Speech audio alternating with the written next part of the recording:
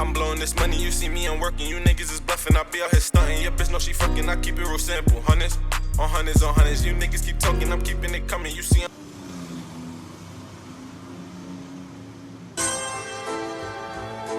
Players keep playing, haters keep hating.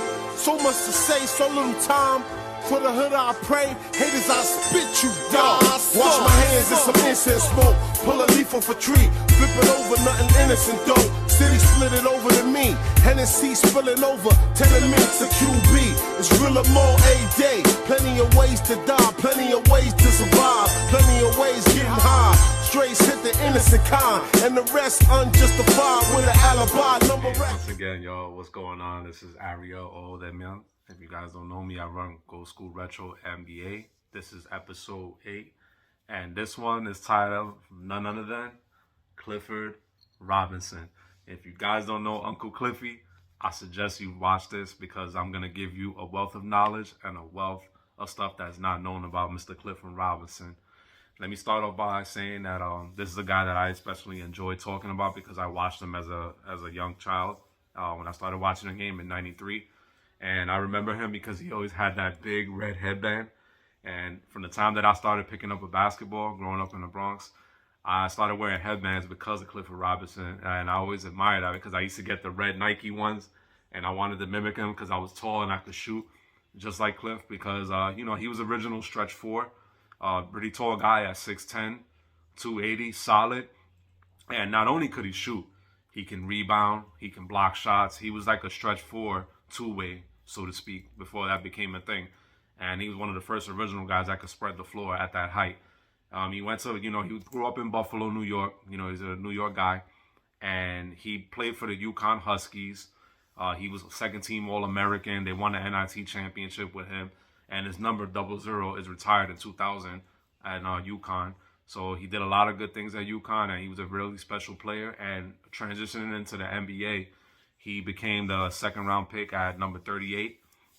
And he was selected by the Portland Trailblazers. And if you guys don't know the Trailblazers at that time, that's when they were one of those runs against the Bulls in the finals and beating some good Utah teams. They had Clyde Drexler. They had Jerome Kersey. They had, Terry Porter. They had so many guys. They even had guys like Danny Ainge in the back end of that bench that could shoot. And you slotted that along with a six-man, Clifford Robinson, who achieved the Sixth Man of the Year award. He was basically like a glue guy who can do it all. He can rebound, block shots, score, spread the floor. I mean, he was basically like the jack of all trades, man. Like Johnny on the spot. He could do anything you need him to do. Uncle Cliffy was just a charismatic guy. He could do anything. He's your prototypical team guy, funny guy. And if you talk to a lot of guys around the NBA that played with him, because he played for 4 teams, he had stints in Phoenix, Detroit, Golden State, following Portland years. But those Portland teams, let me tell you, man, those Portland teams were fun to watch. I remember playing a video game, the Portland versus the Bulls. It was a Nintendo game, and I specifically remember that Portland team because I used to use Clifford Robinson, and I used to play really good with Clyde Drexler. Obviously, you guys know who Clyde Drexler is, a legend in himself. And he was around some really good like all-time greats, man. And I hope one day Uncle Cliffy is what they call him. I hope at one point he makes it into Hall of Fame because he was just such a phenomenal player, man. I think people don't really talk about him a lot, but I think he was that guy. He was a big piece of Portland. He came off the bench. He did a lot of different things. I mean, he was a good rebounder. Not to mention, he was an Iron Man. This guy would not miss games. I mean, at one point, he played 461 straight games. So that tells you, man, that guy took care of his body, took care of his health. He was a big cannabis user. At the time, he even got suspended for it a couple of times, but he attributed to cannabis as being basically getting him through his NBA career with the stress and the pains and the anxieties.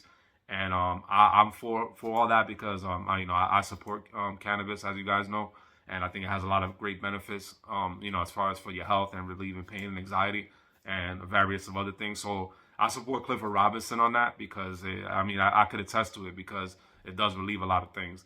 And Uncle Cliffy was just a great guy. I remember the one time they gave him that nickname because I think it was a game in the Western Conference Finals, I believe.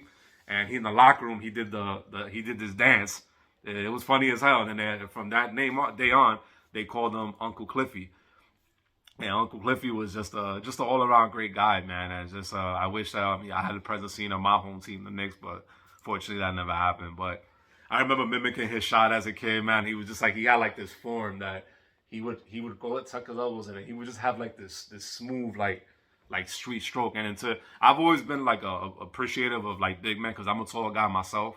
Like I've watched Sam Perkins and plenty of other guys that were tall, Rashard Lewis, Dirk Nowitzki, Clifford Robinson, all these big stretch fours, stretch fives coming into the league back in the days, and even so now where the game has pretty much transitioned into big men having to be able to shoot to be effective or stay long-term success on the floor.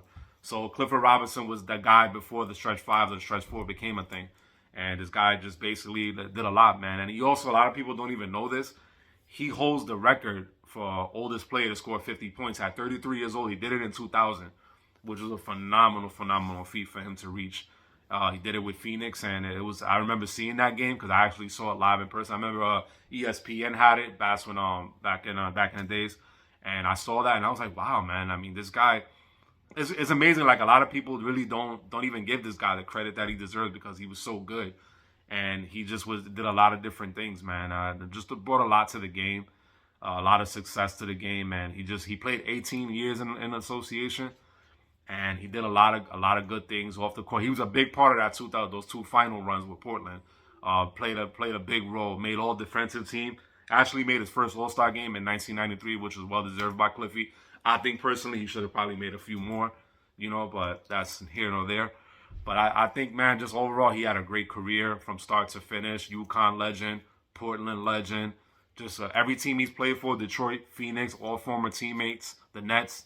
Then later his career before he retired, they all talk great about him. They all say how much he was just a funny guy, a great glue guy, a locker room guy, a guy that you could come to for anything. I mean, he was just a funny overall, great character, great person on and off the court, man.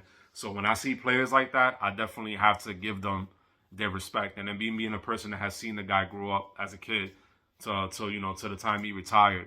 It was just a beautiful thing, man, and to watch him grow to he become.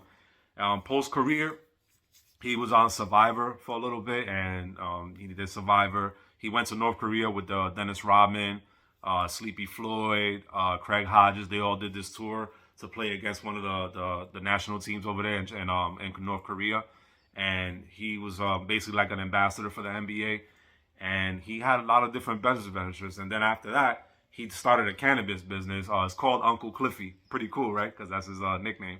And he did he was very big on cannabis, trying to legalize it before it was became a thing and being legalized.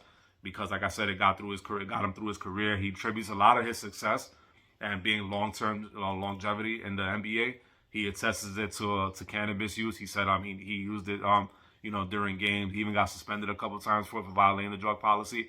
But he came a long way from doing that, and he actually opened up another business venture. I've always been a person that, like, post-NBA careers, I like to watch to see what a lot of these guys do. And it's cool to see guys that they love something and they pursue it. And it's not just about, playing basketball. Like, once they get out of basketball, once their playing careers are over, whatever businesses they open, I've always been wonderful looking into stuff like that. And it was just cool that, he opened a successful cannabis business called Uncle Cliffy.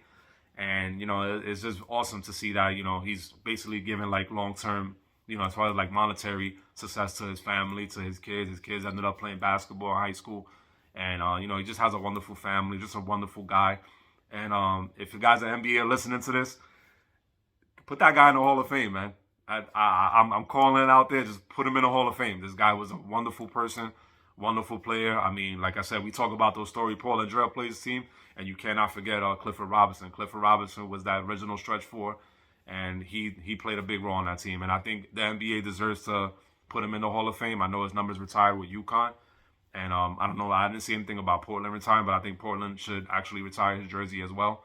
And the NBA, I think, should put him in consideration to put him in that Hall of Fame because he did a lot of things. He was an Iron Man. He's reached the 1,003 plateau.